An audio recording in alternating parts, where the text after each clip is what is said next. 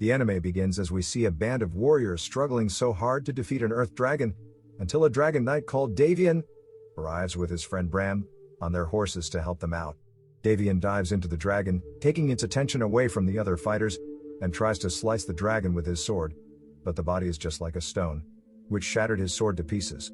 As the so-called warriors were hiding at the other corner in fear watching the fight, we see Davian, who comes up with another strategy, as he smartly ties a rope around the dragon's body, avoiding the attacks at the same time, but the dragon escapes by diving back into the ground, unwinding the entire rope he tied on it.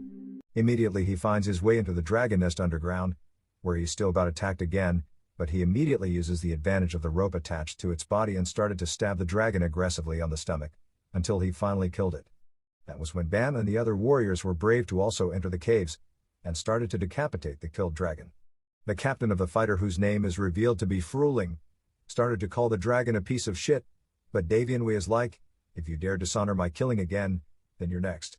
One of the warriors suddenly makes a terrifying discovery in the cave, which turns out to be a nest of hatchlings.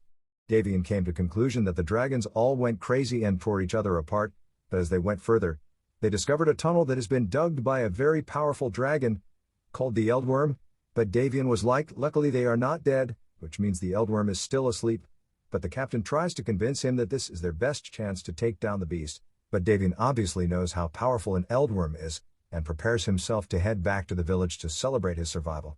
But the captain turns out to be so disappointed at his decision, calling him a coward. Davian and Bram returns back to the village, where the townspeople were cheering them all, because these people have really suffered from dragon attacks.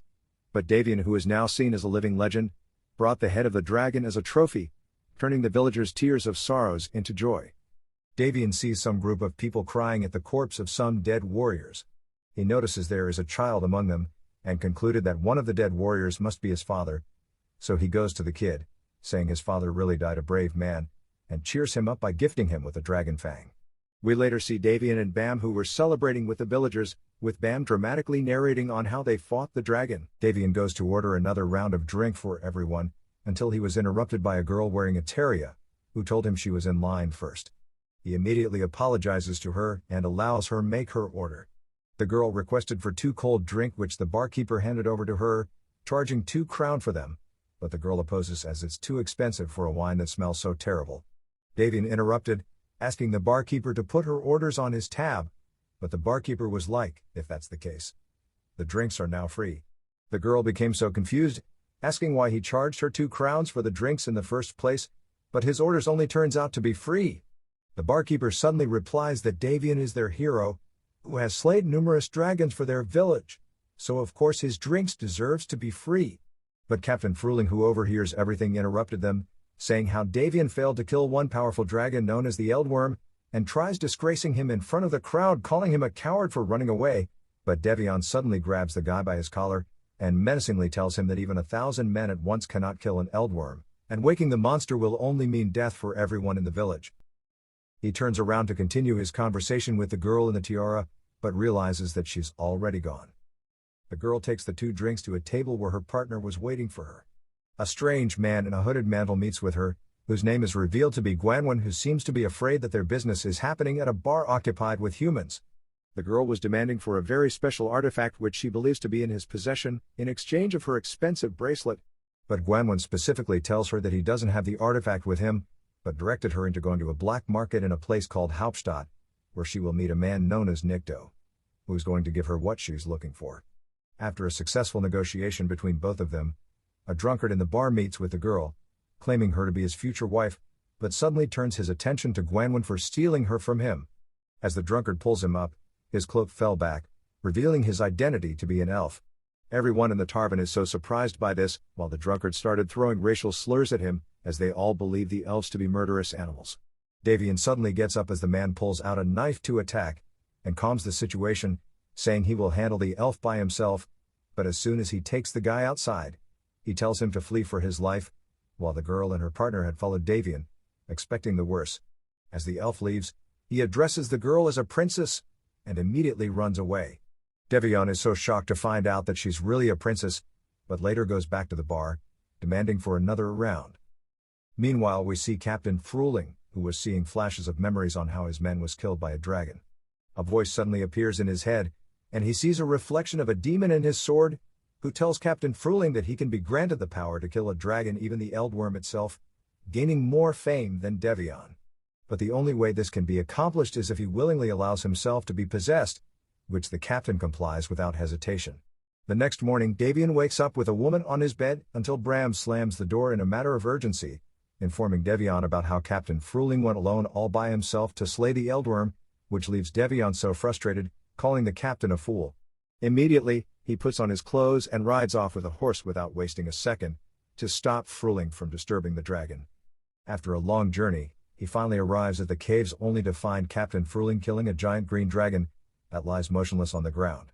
Devion is so shocked, as this guy just did what thousands of men cannot do, which is killing an Eldworm alone. He sees his eyes glowing, and looking at the way the captain was sounding, he knew the captain is possessed by a demon. The demon, who is now in control of the captain's body, tells Devion to allow him inside his body, and he will grant him the power to kill any kind of dragon, and reminded him about painful moment in his past on when he was still a child, and how he stood helplessly watching his father to be killed by a dragon. All of a sudden, the whole place started to crumble, and another Eldworm shows up, commanding the demon to free Uldurak's soul. We find out the captain is possessed by the most powerful demon in existence called Terrorblade, and the Eldworm is called Slyrek, who is known to be the father of fire.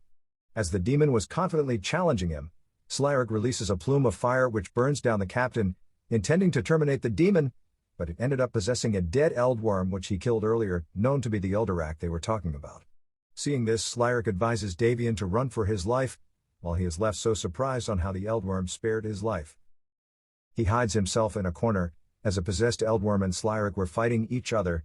Slyrek was overpowered by Terrorblade in the fight, and when Davian realizes the dire situation, he decided to make a move to save the Slyrek, piercing the opposing dragon right through its heart, making the demon to live its body, returning back to hell. Unfortunately, Slyrek is already half dead from the serious injury he obtained from the fight.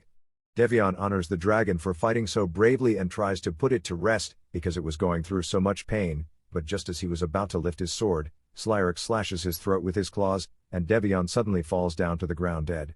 After a few moments, we see Devion covered with blood, who turns out to be surprisingly alive after he was impaled by a dragon claw. A group of bandits suddenly surrounded him in the middle of the forest, and knocks him out. The princess and her friend called Marcy finds Devion naked in the middle of the forest, who turns out to still be alive. She wasn't really interested in helping him out, as she believes it's not her responsibility to protect people from themselves, but as Marcy gives the princess a disapproving look, she was finally ordered to help him out. Marcy carries the unconscious Devion as if he has no weight at all, as her strength turns out to be really extraordinary for a girl. Davian later wakes up unable to remember the details of last night, including his encounter with the dragon. Davian gets to know the princess better, and her name is revealed to be called Marana. Immediately, he escorted Marana and Marcy to a place called Hauptstadt, so they can find their next lead. The princess and her companion were later getting themselves ready to head their way to the black market after getting some directions from the innkeeper, while Davian, who drowns himself with an alcohol, vomited a ring that belongs to one of the bandit that attacked him the other night. A customer who sees the ring recognizes it to belong to one of his friend, which he found at the roadside with his body torn to pieces along with 5 other companions. Logically, the guy concluded that Devion is a cannibal who fed on his friends.